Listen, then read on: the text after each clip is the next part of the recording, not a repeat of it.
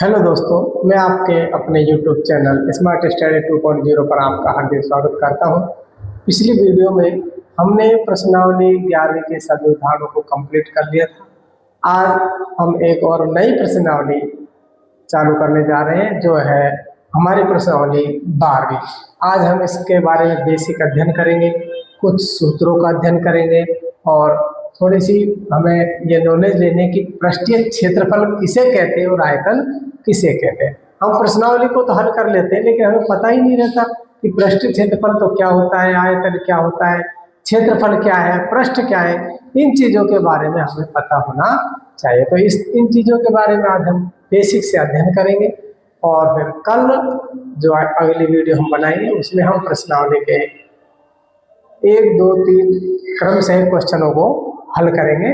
तो देखिए क्या है, हमारा आज का टाइटल है पृष्ठीय क्षेत्रफल और आयतन। अब पृष्ठ किसे कहते हैं और पृष्ठीय क्षेत्रफल किसे कहते हैं और आयतन किसे कहते हैं, वो हमें पता करना है।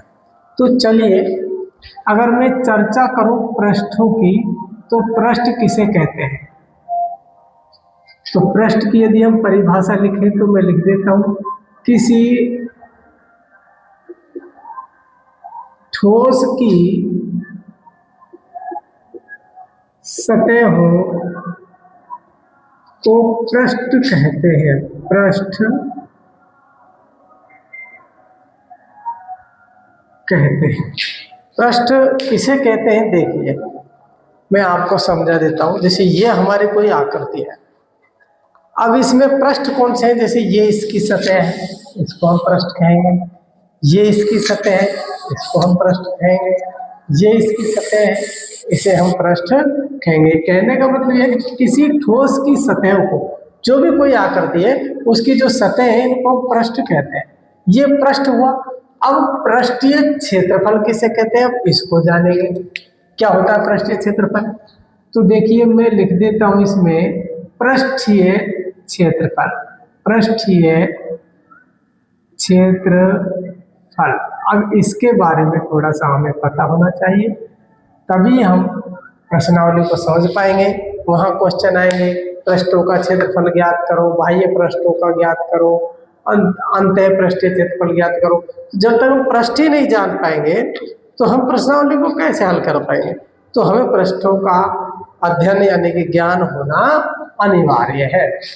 तो चलिए, पृष्ठीय क्षेत्रफल किसे कहते हैं, तो मैं इसकी परिभाषा लिख दे रहा हूं। देखिए, किसी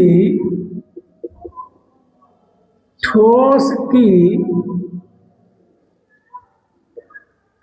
सतह, या सतह को क्या बोलेंगे, पृष्ठ। पृष्ठों के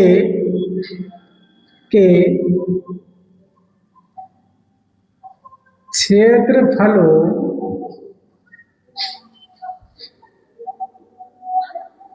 का योग पृष्ठीय क्षेत्रफल कहलाता है।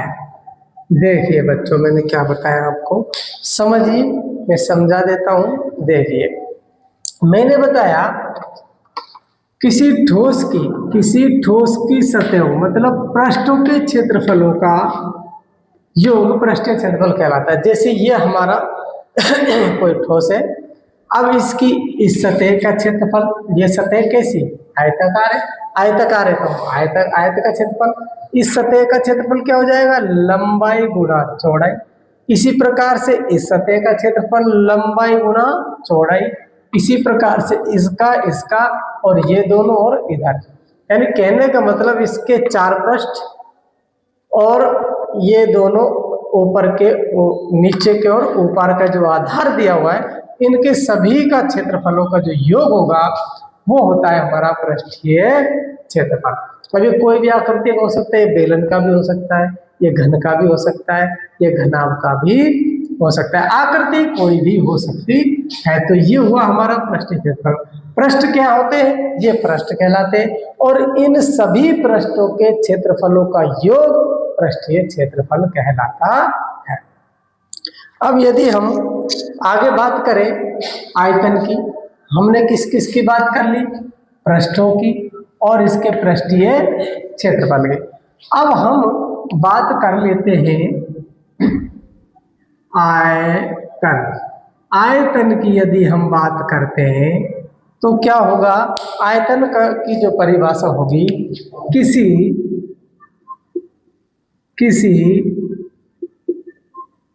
ठोस द्वारा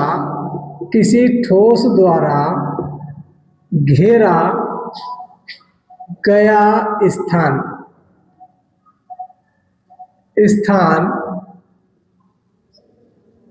उसका आयतन कहलाता है।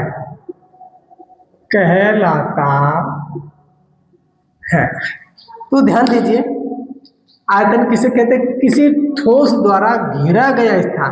कोई ठोस कितना स्थान घेर रहा है, जितना वो स्थान घेर रहा है वही उसका आयतन कहलाता है।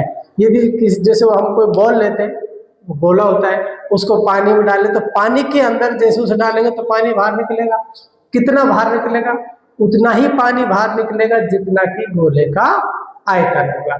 जब किसी पानी के अंदर हम गोला डालें या बॉल डालें, आप कोई भी सामान डालो, ऐसे कोई घनाभाकार आकृति ऐसे डाल दो उसके अंदर, तो ये कितना पानी बाहर निकालेगा?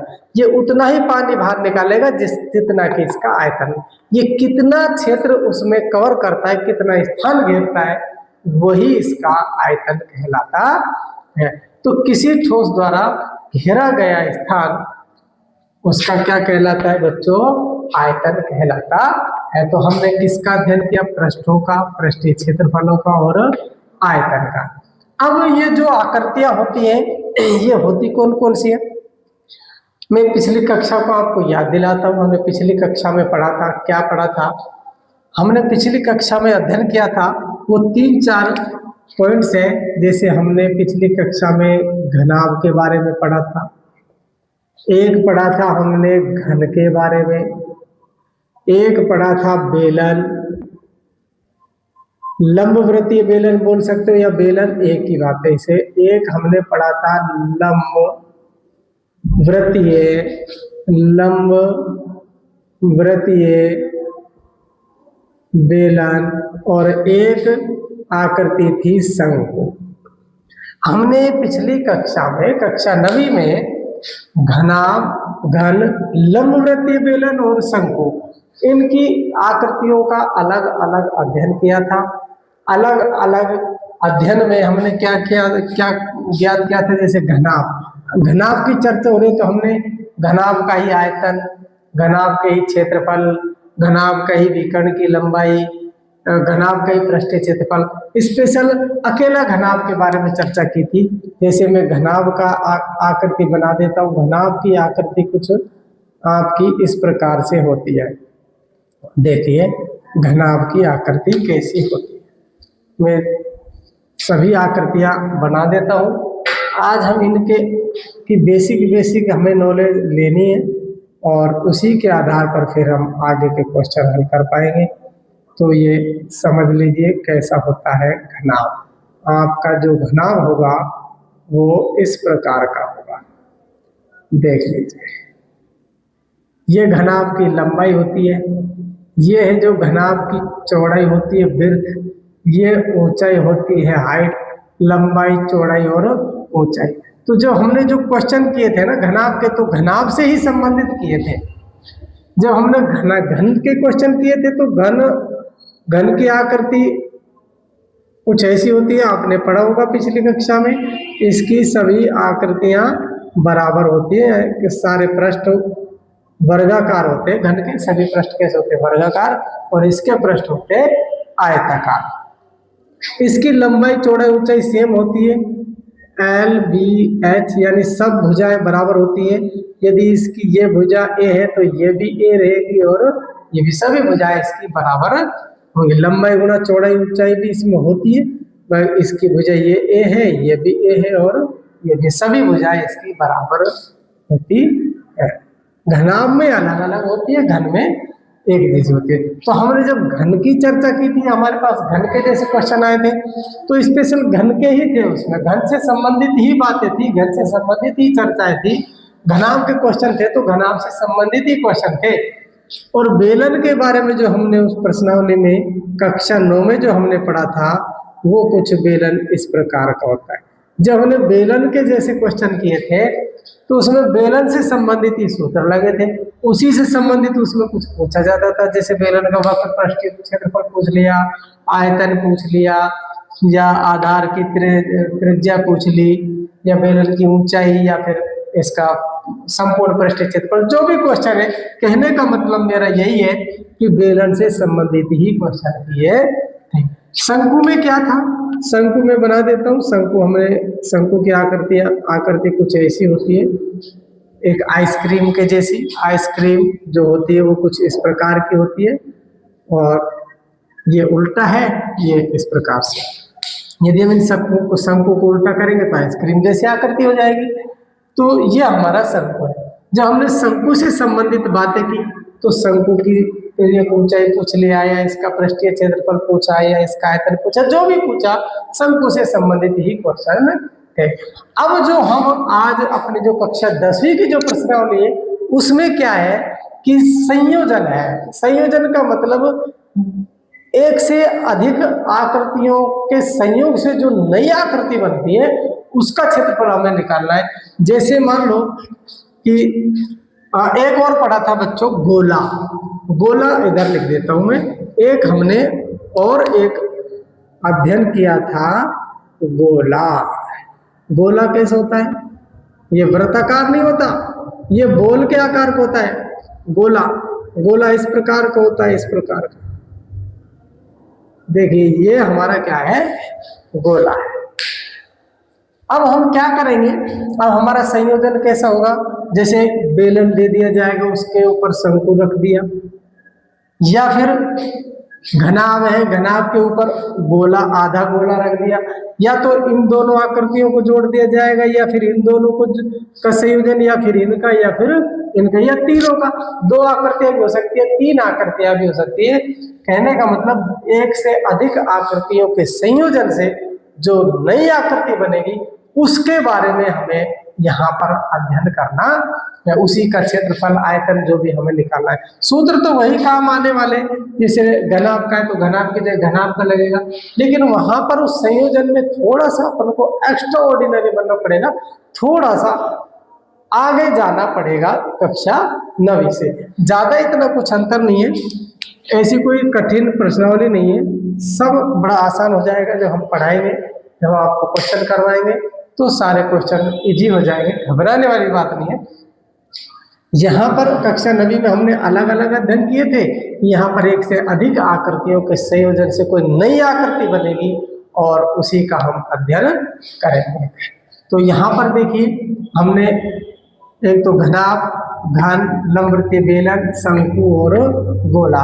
अब इनके यदि हम सूत्रों की चर्चा करें तो इनके जो सूत्र होंगे वो क्या होंगे, देखिए मैं सूत्र हम लिख लेते हैं जो हमारी प्रश्नावली में काम आएंगे, वो मैं सारे ही सूत्रों का अध्ययन यहाँ पर कर लेता हूँ।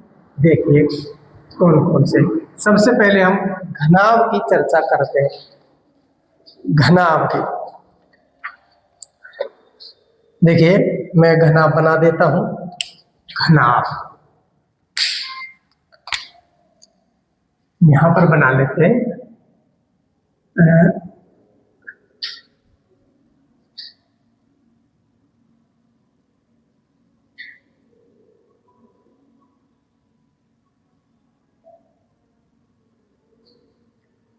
घनाभ बना देता हूं मैं।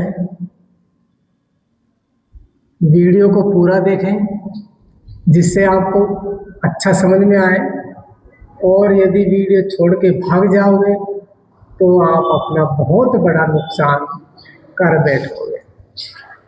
ये वीडियो आपके लिए बहुत इंपॉर्टेंट वीडियो होने वाली है, इसलिए आप भागे नहीं, वीडियो को अच्छे से समझें। यहाँ पर देखिए ये इसकी लंबाई होगी, ये इसकी चौड़ाई होगी और ये इसकी ऊंचाई होगी। इससे हम पहला सूत्र यदि इसका लिखें तो घनाभ का संपूर्ण पृष्ठीय क्षेत्रफल यदि हम लिखें, घनाभ का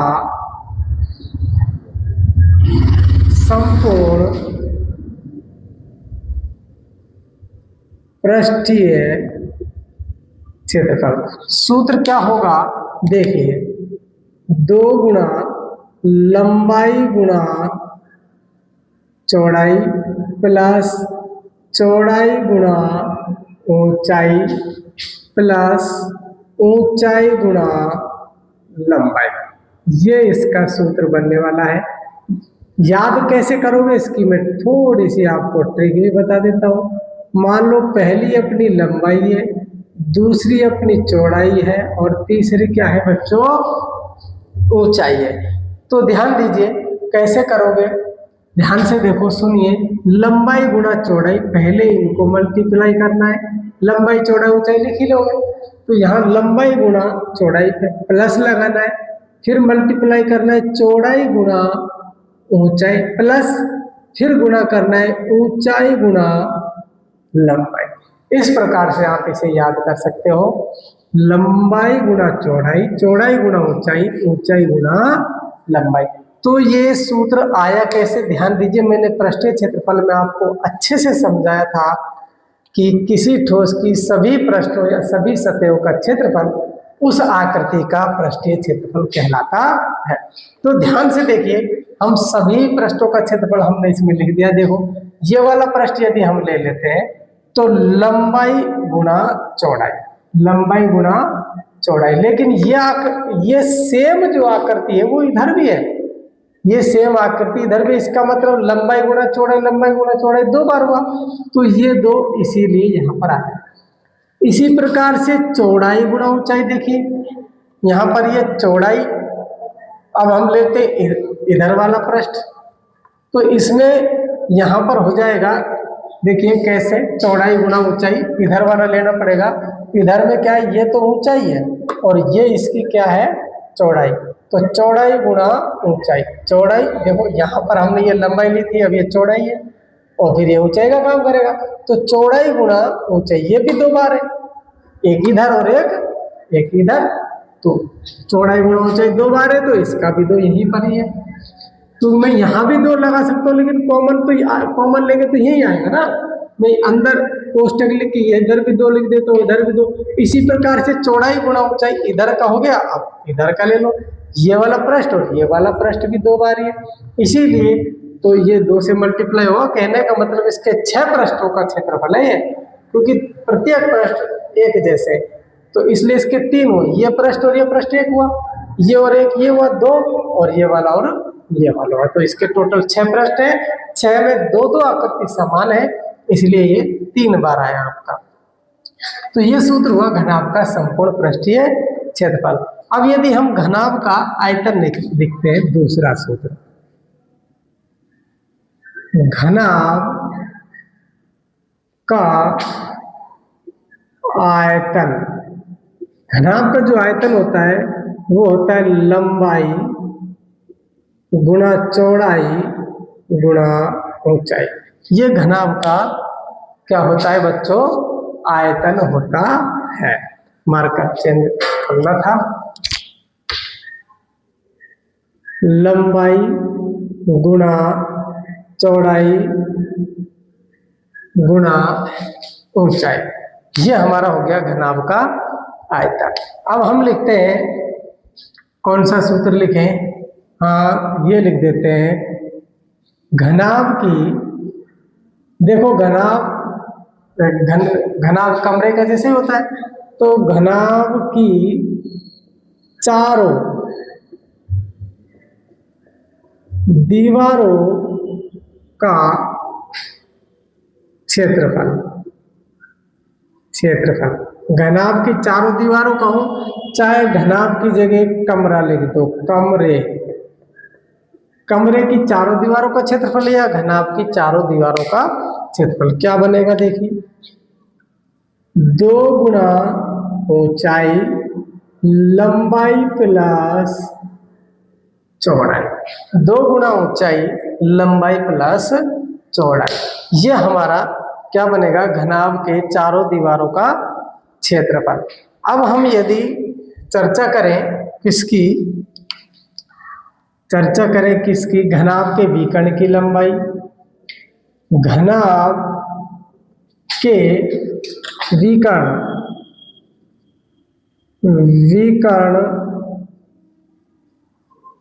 की